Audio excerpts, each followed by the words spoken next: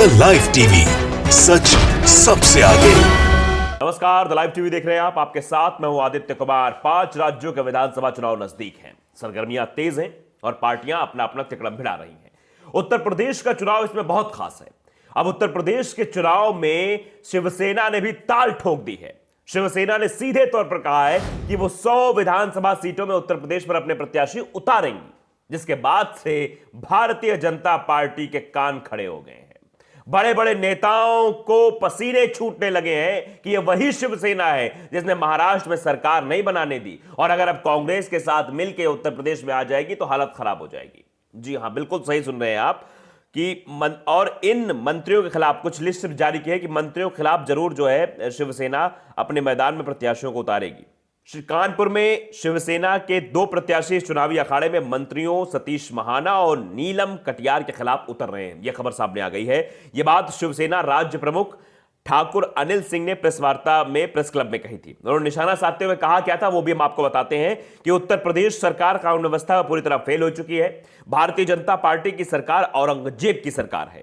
इस सरकार में जितना मंदिरों को तोड़ा गया उतना मुगलिया सरकार में नहीं तोड़ा गया। अयोध्या, वाराणसी, मिर्जापुर जैसे शहरों में सैकड़ों मंदिरों को विकास के नाम पर ध्वस्त कर दिया गया। उन्होंने आगे भी कहा, वो भी हम आपको बताते हैं, कि यह सरकार हिंदुओं के साथ भेदभाव और छलावा करती है। शिवसेना प्रमुख राष्ट्रवाद व हिंदुत्व पर महाराष्ट्र में कार्य कर रही है। यूपी में प्रत्याशी उतारकर सबक सिखाने का कार्य करेगी। साथ ही बाला साहब को भारत रत्न दिलाने की मांग को लेकर 23 जनवरी को बाला साहब की जयंती पर हनुमानगढ़ी अयोध्या से दिल्ली राष्ट्रपति भवन तक पद यात्रा निकाली जाएगी। दरअसल यह लग रहा है कि शिवसेना कांग्रेस के साथ गठबंधन करके मैदान में उतरेगी, क्योंकि इससे पहले ही शिवसेना के वरिष्ठ नेता संजय राउत और प्रियंका गांधी की मुलाकात हो चुकी है। इस मुलाकात के कई सारे मायने हैं। आप जानते हैं कि जब ये दोनों लोग मिलते हैं उसके पीछे कुछ बातें जरूर होती हैं। और अब उत्तर प्रदेश में चुनावी सरगर्मियां तेज हैं। 2 प्रत्याशी मैदान में उतर चुके हैं कानपुर में। उसके बाद 100 सीटों पर प्रत्याशी उतारे जाने, तो ये रणनीति बनेगी कि कहां पर कौन सा प्रत्याशी उतारा जाए। लेकिन मंत्रियों के खिलाफ भी उतारने की बात कही गई है। 2 मंत्रियों के खिलाफ प्रत्याशी उतार दिए गए हैं। तो आप ये समझिए कि शिवसेना का उत्तर प्रदेश में आना, चुनाव लड़ना बीजेपी के लिए बेहद खतरनाक साबित होने वाला है। ये आप समझ सकते हैं, क्योंकि राम मंदिर का ये राग अलापते हैं। आप जानते हैं, राम राम करते हैं कि भैया राम मंदिर हमने बनवा दिया, ये कर दिया, जबकि शिवसेना आज से नहीं बहुत पहले से कह रही है कि हमने राम मंदिर के लिए बहुत सारे प्रयत्न किए। आप भी जानते हैं कि शिवसेना राम मंदिर बनाने के लिए कितना अग्रसर रही, हर बार मुखर होकर बोलती रही है। तो जिसके बाद से अब इनके हाथ से राम मंदिर का मुद्दा खिसक जाएगा। राम मंदिर का मुद्दा इनके हाथ से चला जाएगा जिस मुद्दे पर चुनाव लड़ना चाहते हैं। तो शिवसेना के आने से इनका एक मुद्दा समाप्त हो जाएगा। हिंदुत्व की लोग बात करते हैं और शिवसेना भी हिंदुत्व के मुद्दे पर आने वाली है, तो यह भी इनके हाथ से चला जाएगा। यानी आप समझिए कि चारों तरफ से भारतीय जनता पार्टी घिर चुकी है। अब इसका उत्तर प्रदेश से जाना लगभग तय माना जा रहा है, क्योंकि आप जानते हैं नागपुर बीजेपी का गढ़ है, आरएसएस का गढ़ है। वहां से यही महाविकास अघाड़ी ने नगर परिषद के चुनाव में बीजेपी को करारी मात दी थी, यानी घर में घुसकर मारा था। आप समझिए इस बात को, ये किस तरह से नागपुर जो कि आरएसएस का गढ़ है, और कहा जाता है कि आरएसएस जो है वो दिल्ली की सत्ता चलाती है, तो वहां पर बीजेपी का हारना बेहद शर्मनाक था। किस तरह से वहां एमएलसी चुनाव में बीजेपी को करारी हार मिली। अपना गढ़ नागपुर भी नहीं बचा पाई, जिसको कहा जाता है कि बीजेपी का यह गढ़ है, और आरएसएस क्योंकि यहां पर सक्रिय रहती है और नितिन गडकरी का गढ़ कहा जाता है, तो इस वजह से यहां पर दिक्कतें नहीं आती कभी। यहां बीजेपी हमेशा जीतती है, कितनी भी लहर किसी की हो। लेकिन इस बार वहां भी करारी हार मिली है बीजेपी को। तो आप समझ सकते हैं कि महाविकास अघाड़ी यानी शिवसेना और कांग्रेस अगर मिल जाएंगे तो उत्तर प्रदेश में एक नई सियासी लहर दौड़ पड़ेगी, और जिससे ये बीजेपी के बड़े बड़े जो धुरंधर अपने आप को लगाते हैं, जो मंदिर मस्जिद कराने के चक्कर में लगे हुए हैं इस वक्त, किसी तरह से माहौल उत्तर प्रदेश का खराब हो जाए, इनकी हवा टाइट होने वाली है।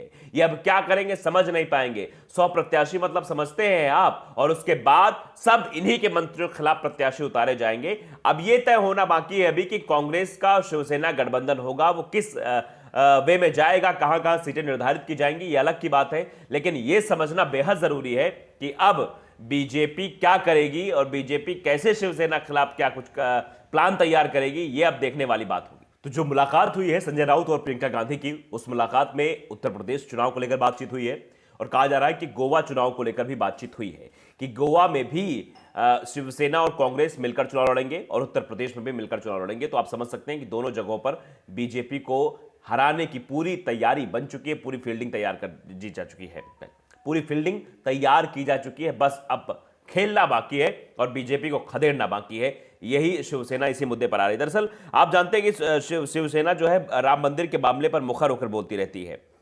शिवसेना ने सीधे सीधे कहा था, बीजेपी पर आरोप लगाया था कि राम मंदिर के लिए चंदे की आड़ में होगा 2024 का चुनाव प्रचार। सीधे सीधे आरोप लगाए थे संजय राउत ने। संजय राउत ने कहा था घर घर जाकर भगवान राम के नाम पे चंदा मांगना राम मंदिर और हिंदुत्व का अपमान है।